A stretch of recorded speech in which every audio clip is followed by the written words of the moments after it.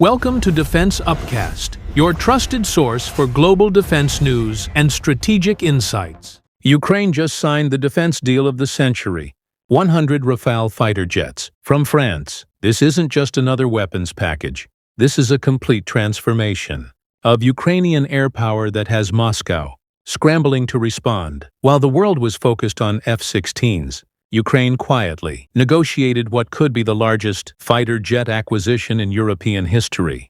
And the implications? They extend far beyond the battlefield. Stay with me, because what I'm about to reveal about this deal will change how you see the entire conflict. Let's break down exactly what just happened, why France made this move, and what it means for the future of European security. First, let's talk numbers.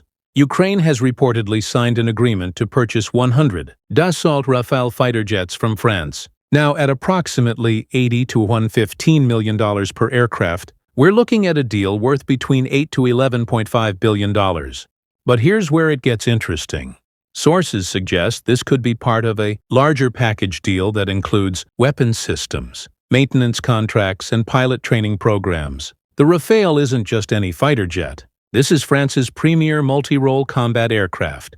It's been battle-tested in Libya, Mali, Syria, and Iraq. It can perform air superiority missions, ground attack, reconnaissance, and even nuclear deterrence. We're talking about a 4th-generation fighter that many analysts consider equal to or better than the F-16 in certain scenarios. But why now? Ukraine has been begging for advanced fighter aircraft since February 2022.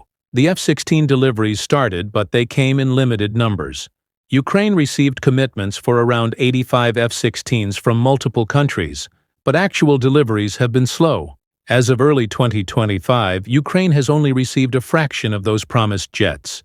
Enter France. President Macron has been positioning France as a key European defense leader, especially as questions swirl about American commitment under different administrations. This deal serves multiple French interests. It supports Ukraine, strengthens French defense exports, and positions Paris as the alternative to American military dominance in Europe. Let's talk capabilities. The Rafale brings serious firepower.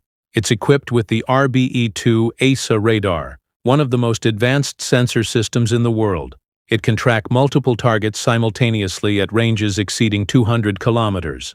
For weapons, we're looking at Mika air-to-air missiles, SCALP cruise missiles with 560-kilometer range, and AESA precision-guided bombs. The Rafale can carry up to 9.5 tons of weapons across 14 hardpoints.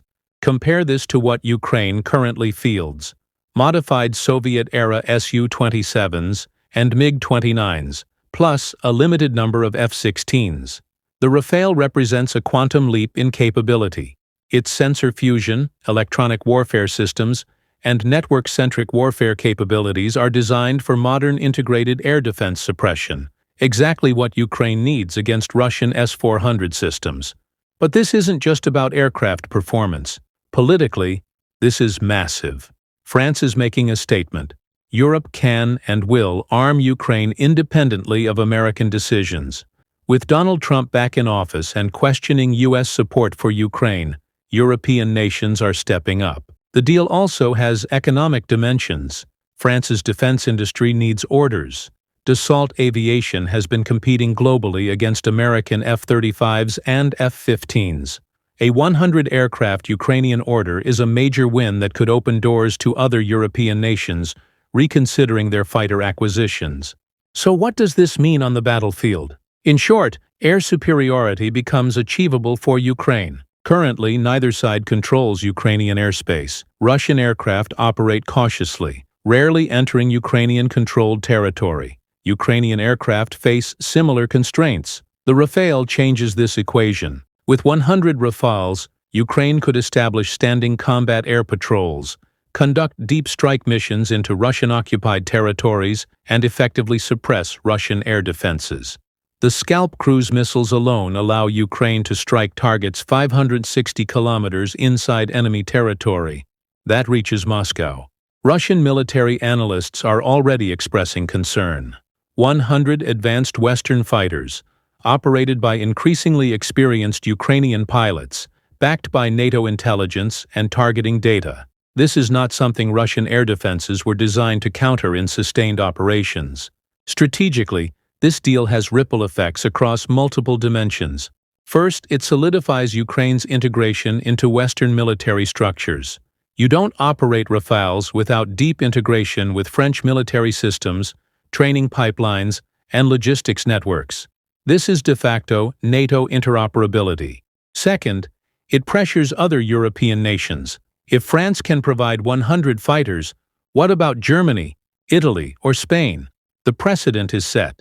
Third, it changes Russia's calculus. Moscow has been betting on Western fatigue and declining support. This deal signals the opposite. Europe is doubling down for the long haul. But let's be realistic about the challenges. Ukraine doesn't just need the aircraft. They need pilots, maintainers, spare parts, weapons stockpiles, and hardened air bases. Training a Rafale pilot takes 18 to 24 months. Even with accelerated programs, we're talking about a multi-year timeline before Ukraine fields a fully operational Rafale squadron. There's also the infrastructure question. Can Ukrainian air bases support Rafale operations under constant Russian missile attacks? France will likely need to provide hardened shelter technology and rapid runway repair systems. Here's the bottom line. This deal represents a fundamental shift in European defense policy. For decades, Europe relied on America as the ultimate security guarantor. That era is ending. European nations are accepting that they must build independent capabilities to defend their interests. For Ukraine, 100 Rafales don't guarantee victory, but they provide the tools to achieve air superiority. And in modern warfare, whoever controls the skies typically wins. For Russia, this is a nightmare scenario.